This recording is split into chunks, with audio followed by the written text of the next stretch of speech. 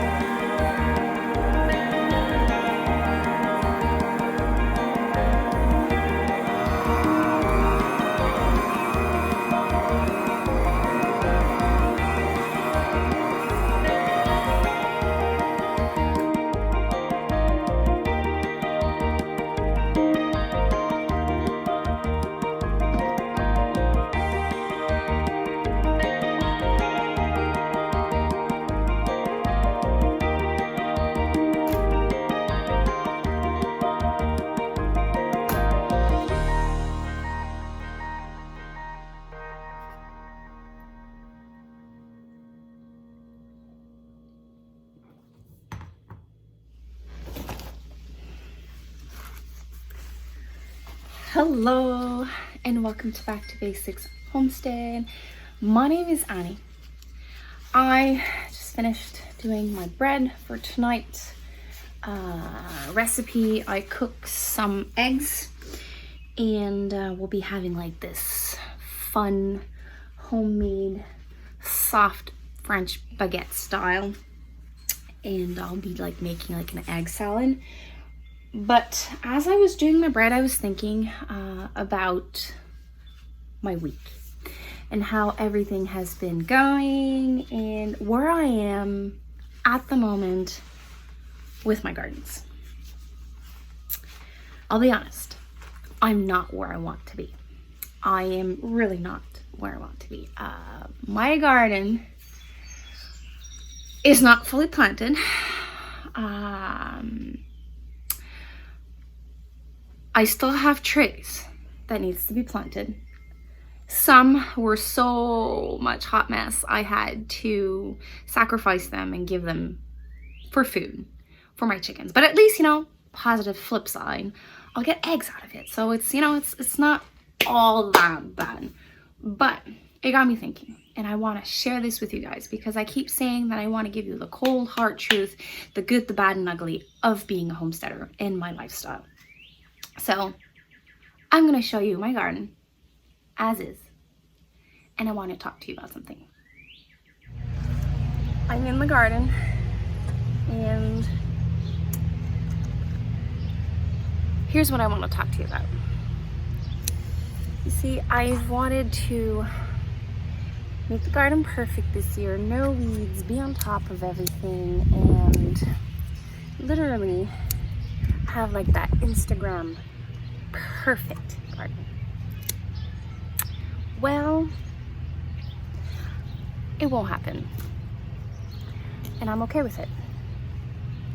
But at first, I was so wrapped up and I was so busy getting my garden perfect that I was kind of missing out on the important point.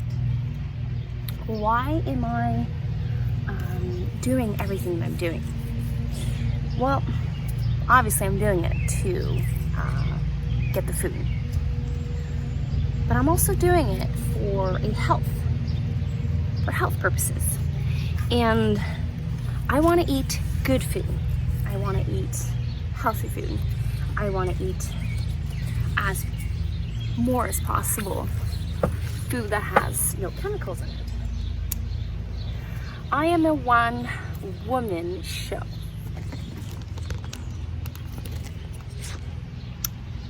That means my kids are not with me.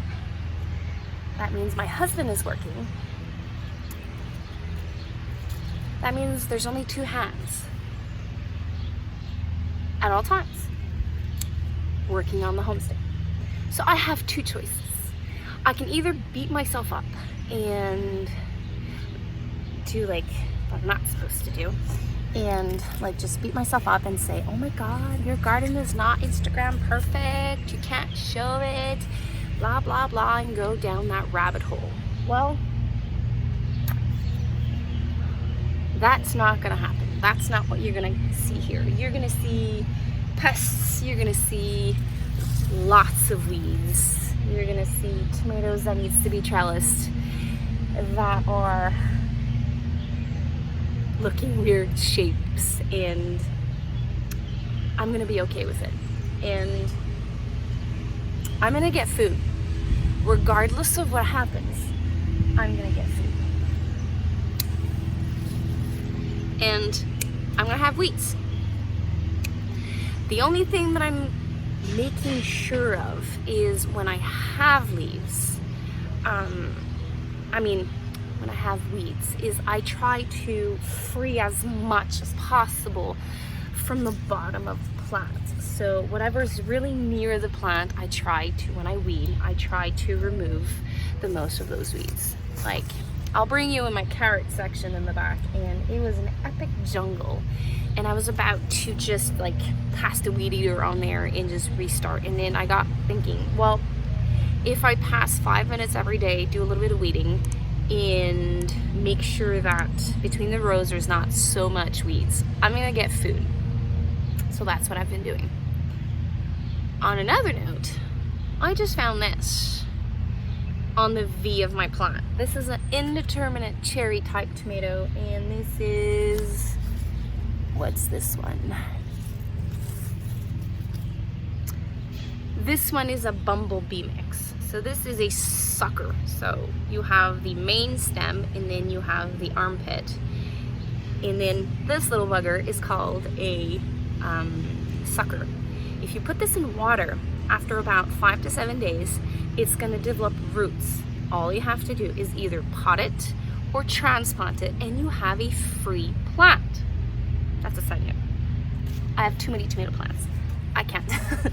I can't do it with that one. But if you are lacking or plants died on you, that's a good way to have free plants. Because you see, this is the sucker. I transplanted this the first week of June, and they almost look as big as my my plant, like my actual plant. So you would get fruits out of this. But make sure if you do this, you're doing it on an indeterminate type of tomato. Now back to the subject. Why do I feel it's important to share this message? Well, because it impacted me. And if it impacted me, that means there's others living the exact same emotion. And when you go on these social medias and you see all these perfect pictures, it kind of gives you like, oh my God, mine does not look like that. But you see, I'm here to tell you, your garden does not have to be perfect. Like, I spend in the morning, in the coolest part of the morning, like, I decide I'm gonna go around in my gardens and I'm gonna weed, and I'm gonna spend X amount of time that I can address. If I can't spend more, well then, whenever I have some free time, that's when I'm gonna go weed my garden. And I'm gonna make sure that I spend time in my garden. Because here's another reason why I'm doing what I'm doing. Garden is therapy. Like, I get to be in the sun. I get to like see birds. I get to play with dirt. And I have this feeling that's so empowering when I bring food inside the house. Yesterday, we had a meal. So we had chicken that we raised here. We had peas, zucchinis, garlic, green onions, celery, what else? I think that's about it. And the soya sauce came from the store because like I don't grow enough to make sauce. But when you think of it, when 80% of your meal comes from your garden, it's so empowering. So when you have weeds in your garden, think of this message. What do you want? Do you want the full benefit of gardening, like a good food, good therapy, and weeds? Or lose yourself completely in that picture perfect garden? Think about that. Oh, look what I found! A nasturtium. You know that you can eat these.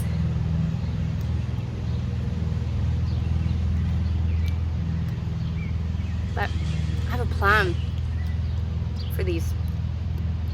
I'm gonna make a jelly out of nasturtium. So since I don't have a lot of them, I'm gonna dehydrate them. But it's a little bit spicy. Really good. Oh, I have another one here. That means I'll be able to harvest it later. I left Swiss chard here in my tomato rows. I'm freezing these, dehydrating these for the colder months. I shouldn't be harvesting, but look how beautiful they are. And I'm also putting some aside for a recipe I want to do. My friend from Mama Homemade, Annie, mentioned a minestrone soup that you can pressure can, and it says that you can do spinach, kale, and I think you can do Swiss chard. So I'm putting it aside so that I can use fresh ingredients from the garden in my canning recipes in the winter. I have a couple more that I can harvest. And I have this wild cosmos thing going on.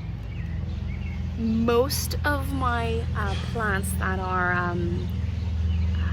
like volunteers, I let them go, and they are actually looking way better than my plants, some of my flowers that I planted. I have so many sunflowers that the squirrels planted for me, and like I had to cut some off because they were like shading some areas of the garden.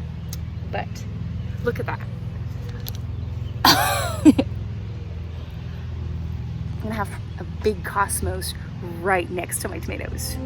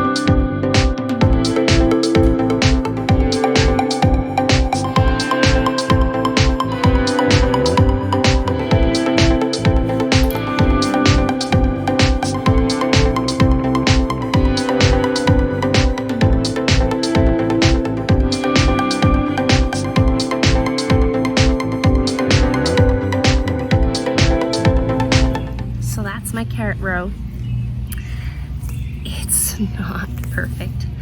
I've been weeding when I can to give the carrots as much space as they can, watering them, and they're gonna grow. And by me letting go, I can focus on things that are much more important. My family, the lifestyle I want to create, the life lessons I want to give my children, and also a learning curve for me. What I need to do next year, next season, for this not to happen. Well, I've made a couple of mistakes. The compost I bought was full of weeds, and I have to pay the price of that. So that means I have to either invest in a silage tarp or some woven ground covers or some sort of system so that my root vegetables and most of my vegetables that are in the ground does not have that much weed. So I want you to think about that. I want you to close your eyes and think about your garden and just let it go. Let go of the weeds. Let go of some of the pest pressure. Let go of the stress so that you can invest that negativity energy into something positive and what your garden brings to you. And let me know in the comments below, like, what does gardening bring to you other than food? Because, you know, that's the obvious part. But what does it give you mentally, spiritually? Like anything. Just put it in the comments below. And, like, meditate on that. Meditate on what it brings you so that it helps you to let go of that weedy area or that thing that's stressing you.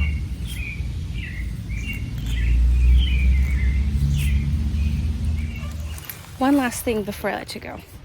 I want you to set goals that are actually possible for you. If you're a full-time worker and you don't have time, you don't have an hour to weed every day, well then give yourself 10 minutes. And if you are not a full-time worker, part-time worker, and you can give 30 minutes, well then give 30 minutes. And same thing with things that are stressing you out and consuming all of your energy and transforming it into a negative energy. Try to allocate a certain amount of time per day or per 2 days or per week to make it happen, and then let it go. And focus on what the positive outcome that your gardening season is bringing into your life. Think about that. I thank you for passing by the homestead today and having this deep down conversation with me, and I hope this helps. Take care and have a blessed day. Bye.